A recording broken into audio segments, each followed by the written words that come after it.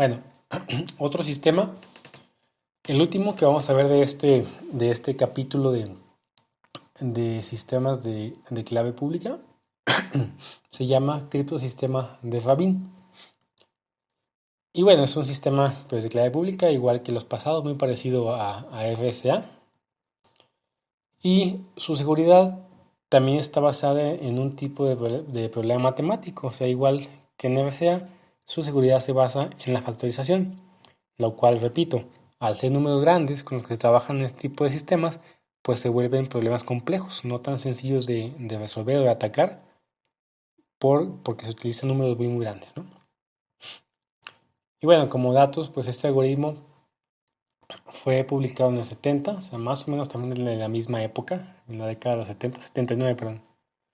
Y fue publicado por el investigador israelí Michael Osel Rabin, igualmente de ahí su nombre, ¿verdad? Y al igual que el pasado, pues consta básicamente de tres claves, de tres fases, perdón.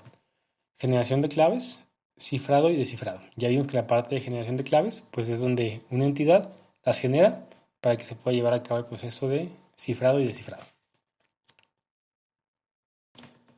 Bueno, entonces vamos a ver la parte de generación de claves.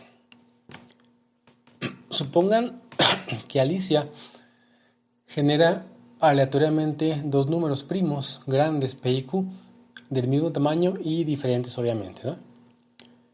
Después se calcula N como P por Q y de esta manera pues la clave pública de Alicia es N y la clave privada es P, ¿sí?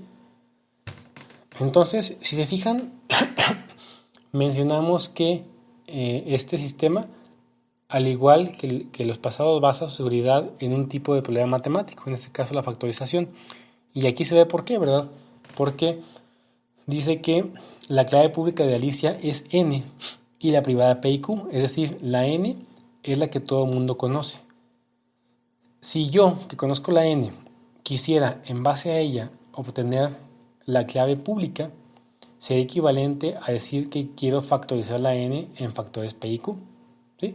Y hacer la N un número muy grande, pues es un problema, como dijimos, es un problema intratable en base a lo que se tiene hoy en día, ¿verdad? Entonces de ahí la seguridad de ese sistema también, al igual que los pasados. ¿Sí? Y bueno, ya que se conocen las claves pública y privada, la parte del cifrado, ¿cómo se hace? Bueno, dice que Bob recibe la clave pública de Alicia, dijimos que era N, y después convierte el mensaje original en un número entero, al igual que en los sistemas pasados, pues al llevarse a cabo el proceso de manera numérica, el dato que se cifra tiene también que ser un número, ¿verdad? Entonces primero lo que hago es convertir ese dato a un número para poder operar dentro del algoritmo. Y entonces ese dato numérico que represente mi mensaje tiene que estar dentro del intervalo 0 y n-1. Y el mensaje lo cifro usando únicamente esta fórmula muy sencilla, ¿sí? El mensaje cifrado va a ser igual a m, o sea, el número que representa mi mensaje, elevado al cuadrado módulo n, donde n es la clave pública, ¿verdad? La clave pública de Alicia. Entonces, si este mensaje va para Alicia, está cifrado con su clave pública. Si ven, pues la formulita es muy, muy sencilla, no tiene mayor complejidad. Obviamente la complejidad radica, como les digo, nuevamente, en trabajar con números grandes. Y bueno, este es el texto o el mensaje cifrado que se transmite a Alicia. ¿Cómo descifra Alicia una vez que le llega el mensaje? Pues bueno,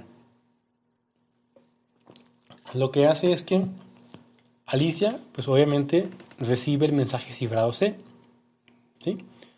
Y dice, para recuperar el mensaje original M, Alicia usa el algoritmo para encontrar raíces M1, M2, M3 y M4. Ahorita vamos a ver en qué consiste esto, pero básicamente es aplicar ciertas formulitas, ¿sí?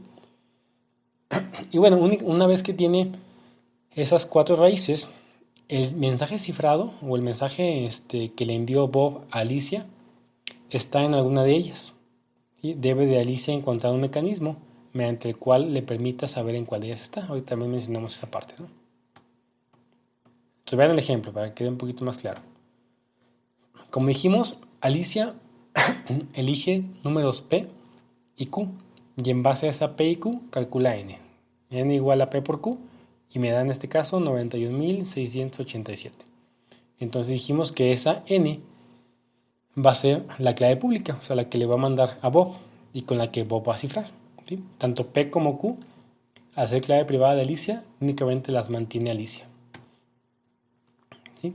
Entonces esta parte así como está de sencilla, es lo concerniente a la parte de generación de llaves. Después, ¿cómo ciframos? O bueno, ¿cómo cifra Bob? Pues dijimos que lo que hace Bob es que el mensaje original, el texto, lo convierte a un número, ¿sí? A una cifra. Dijimos que esta cifra tiene que estar en el rango de 0 a n. Entonces, elige, por ejemplo, bueno, transforma el mensaje m en esta cifra y se cifra el mensaje usando la fórmula c igual a, dijimos, mensaje al cuadrado módulo n. ¿Sí? Entonces, en este caso, el mensaje cifrado con mis datos es 62.111. Y ese mensaje cifrado, pues es el que Bob le manda a Alicia. ¿Sí? Esto fue la parte del cifrado de datos.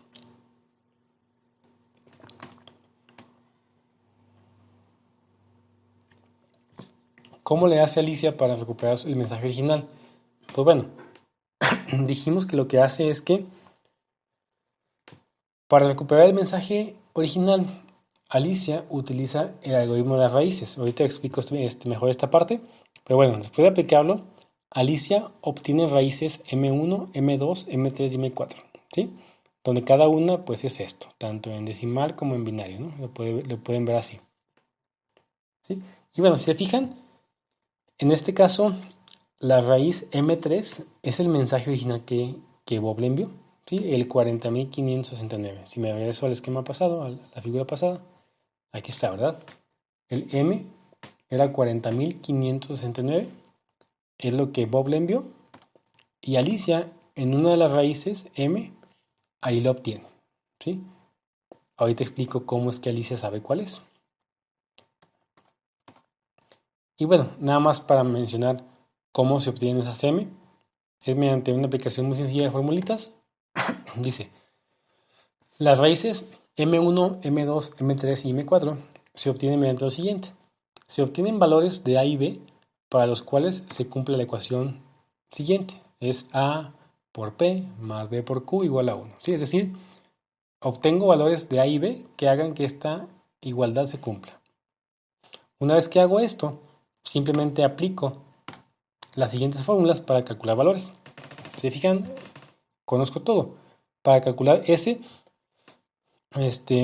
lo hago mediante C, que es el mensaje cifrado, Q, que es lo que conozco, y nada más, ¿verdad? Q y acá Q también.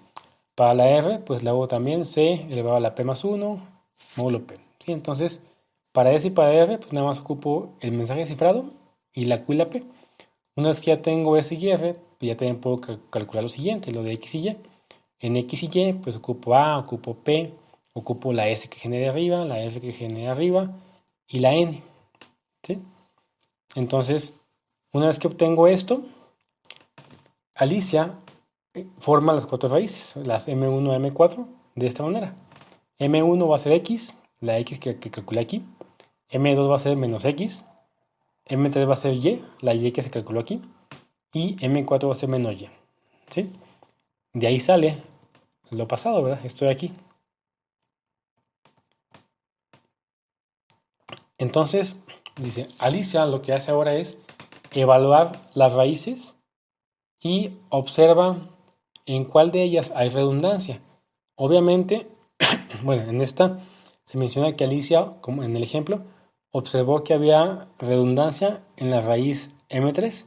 Entonces, por lo tanto, en esa M3 está el mensaje original que Bob le mandó.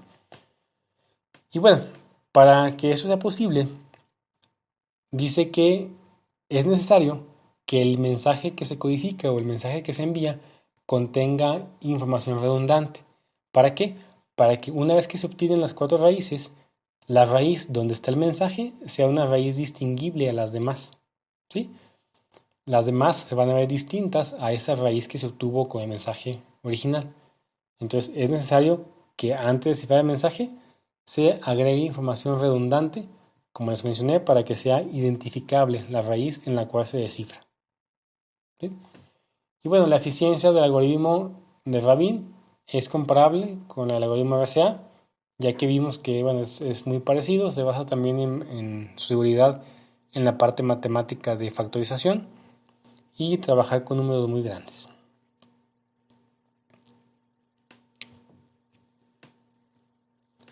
Y bueno, como actividad, quiero que por favor hagan una investigación muy breve, únicamente que investiguen lo más importante sobre la criptografía de curvas elípticas, ¿sí? Que investiguen en qué consiste de manera muy general, un poco de historia, cuándo se creó, qué aplicaciones tuvo y algo de ventajas y desventajas de este tipo de criptografía, ¿sí?